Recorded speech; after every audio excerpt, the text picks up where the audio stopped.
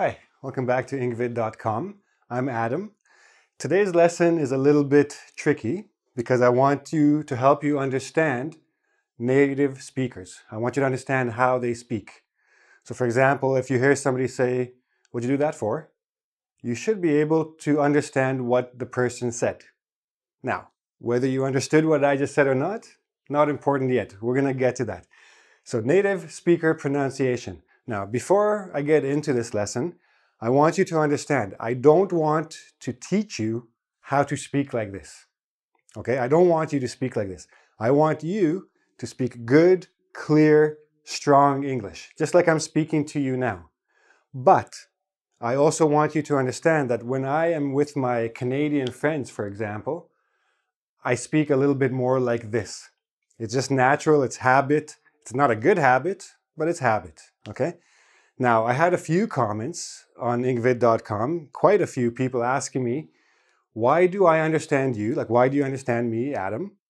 But when I watch a TV show or when I watch a movie, I don't know what they're saying. Why such a big difference? Well, first of all, let me say that I am speaking to you knowing what you can and cannot understand for the most part. So I don't speak to you like I would with my Canadian friends who are native English speakers. I don't speak to you like Hollywood actors speak on the movie, okay? I'm speaking to an audience. I know that they need to listen to me, that you need to understand everything I say, so I enunciate. I speak very clearly. I stress each syllable so that you can catch every word I say. But I'm going to talk about when and where to speak like this in a minute. So I did actually do a lesson about how to speak like a native speaker before. You can learn how to make elisions, how to connect sounds, how to, when you have two sounds that are the same, to drop one of them. This is a little bit different. We're going to look at dropped sounds inside words. Now, these words, for example, listen, no T, plumber, no B, dumb, no B. These words are not dropped sound words. These are just the way these words are constructed. We are supposed to make the T silent. We're supposed to make the B silent. That's just how the word is built. But native speakers, native English speakers, and I'm sure this is the same in your native language, if you pay attention carefully to how you speak and how your friends speak, we like to take shortcuts, okay? We don't like too many syllables. We like to have fewer and fewer syllables to make the speech go faster. We don't want to think too much about what we're saying. So for example, here are a few words. Now I'm looking at consonants clusters. Does everybody remember what a consonant is? B, C, D, F, G, etc. Vowels, A, E, I, O, U. All the other letters, consonants. So when we have consonant clusters, these are groups. When you have consonants bunched together, you have a few of them together. When we have words with this situation, we tend to drop one, maybe two of those consonants. So for example, the word probably. Probably. Probably. I have three syllables in this word. But when I'm speaking in natural speed, I say probably. Are you coming to the party tomorrow night? Yeah, probably. And now you're watching me in a TV or you're watching me in a movie and you're thinking, what? Probably. What? Probably. Okay? All I'm saying is probably, but what I'm doing, because I have BBL, I have a little cluster of consonant sounds, I'll just drop this one. I don't need it. You'll understand me without it, right? I think with another native speaker. Probably. Goodbye. Even two consonants, that's too much. Goodbye. Goodbye. I barely even say the O's. I just say like, goodbye. Okay? Old friend. Now, in the other video, I told you if the letters, last letter and first letter are the same, you can drop one. But we do it anyway, even if they're not the same.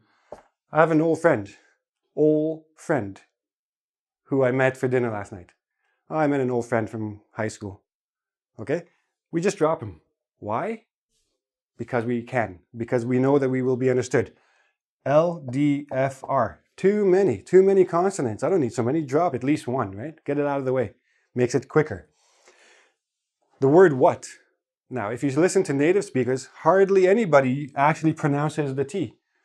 What did you do last night? What did? What did? What's up? What's up? You've seen movies like sup. Sometimes they don't even say the what, they just say sup. Sup. So we always drop the T because we just don't need it. Okay? You'll hear a lot of these examples in movies and TV shows, etc. So I come up to my boss and I said, yeah, I made a mistake with the report. I sent it to the wrong place. He goes, oh, you shouldn't have done that. Shouldn't have done that. Shouldn't have done that. What does that mean? Now, before I actually tell you, before I open it up and show you what this means, can you guess what it means? You shouldn't have done that. Think about the context. I made a mistake. I sent the report to the wrong place. So my boss is very angry and he goes, oh, very bad. You should not have done. Oh, you should not have done that. I will feel like a little child. He will be even more angry because he had to say more syllables. You shouldn't have done that. Oh, you shouldn't have done that. Okay? But I will understand this. You also need to understand it. But again, it's the context. He's angry. I did something bad that I should not have done. Okay? Now, that's not enough. That's not all. Context is not all. You have the shouldn't and done that. These are clear enough. You should be able to just fill in the rest because of the context. You should not have done that. Now, doesn't do, doesn't give, doesn't have. Doesn't do. Oh, he doesn't do that. We don't bother with the S. Whoop, sorry, wrong place. We just don't bother with the S. It's an extra step, an extra syllable that we just don't need. S and T, too much. Doesn't do. Doesn't give. Now here, we also drop the H. Doesn't have. Don't have. That's why Americans say, oh, he don't got. Even though it's bad grammar, they just got so used to dropping things that they just use bad grammar all the time naturally. Not all Americans. I apologize if I offend anyone, but it does happen. I ain't got nothing. That's bad English, but it happens. H's are quite often dropped because H is a very soft sound. It gets lost in the flow of the speech. If you ever listen to French people, they don't really pronounce the H because it's a very soft sound. So in English, it's actually quite often dropped.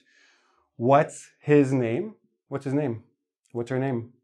What's her? What is her? We keep the TS and make it tss. We drop the H and we put it all together. What's his name? What's her name? Okay? H's, you will very often miss an H when you're listening to native speakers because it's a soft sound that gets lost in the flow. I think a lot of you are aware that the G in an ing word is quite often dropped. Not many people will say, oh, I love singing. Singing. They'll say, oh, I love singing. I love dancing. What's happening? We always drop the G, and sometimes what's happening? Sometimes we even drop the vowels in between because it's just too busy. We don't need it. You understand what I'm saying? That's what's important, okay? Sometimes we even drop the initial vowel. So here, excuse me, can I ask you a question? Excuse me. I should say, excuse me, but I have a K, an S, a K. Oh, too many consonants there. I'll just drop this one. And I figured, well, you know what? I'm not going to go from E to S. I already dropped the K. I may as well just drop the E too. Excuse me. Excuse me. Okay? Very common way to say excuse. Do you need some help? No, it's okay. That's okay. It's okay. I don't need this I. It's troublesome. It's okay is enough. You understand it, or another native speaker will understand it. Now, what is the moral of this story? What am I trying to tell you? To practice this? No, I don't want you to practice this. This is basically everyday street language. Even native speakers are aware that they shouldn't do this in certain contexts, in certain situations. If you're going to a job interview, don't speak like this. A native speaker will not speak like this in a job interview. He or she will enunciate. This is actually, you don't need to know this word, but I'll write it anyway. Enunciate means stress every syllable. Okay? Enunciate. So, it's okay. Thank you. Okay. I'm not going to say goodbye. I'm going to say goodbye. I'm going to say each consonant. I'm going to say each vowel because that is more formal. That is more correct English. With my friends, very informal situation, I'll speak like this. With colleagues, with bosses, with parents, etc., I will speak good, clean, strong English, just as you should. So, now, what is the point of this? Am I telling you to just ignore it? No, you can't ignore it. You want to watch Hollywood movies. You want to watch TV shows. Well, that's where you're going to learn. That's where you're going to practice these sounds by watching these movies, and hopefully, if you can find transcripts, you can find out exactly what they're saying and then listen again to how they're saying it. Or, again, use the context, use the situation. What should they be saying in this situation? That is probably what they are saying, but they squeezed it. You have to open it up. Now, another very good way to practice these is listen to English songs, as long as you can follow the lyrics. Because English songs cut sounds all the time. Why? Because it fits the melody. It fits the rhyme. Sometimes one word doesn't rhyme with the other word because of one extra letter. I'll just drop it. We don't need it. As long as it rhymes. So songs are a very good way to listen to for this sort of stuff. Listen to TV shows and movies with transcripts or subtitles or captions or whatever you need. Do dictation. Okay, write things down and try to figure out. Look at the situation. What is going on? What is the person meaning? What does he want to say? What does she intend to say? And figure it all out. Now, I wish I could give you a quiz on this, but you actually have to hear this stuff. And we don't really do sound quizzes. So there's no quiz for this video. But feel free to ask me questions in the comment box under the video on engvid.com. And if you have any specific things you heard that you want me to maybe explain to you, by all means, ask me. I'll be more than happy to. Also, don't forget to subscribe to my YouTube channel and come back again, and we'll see you soon. Bye.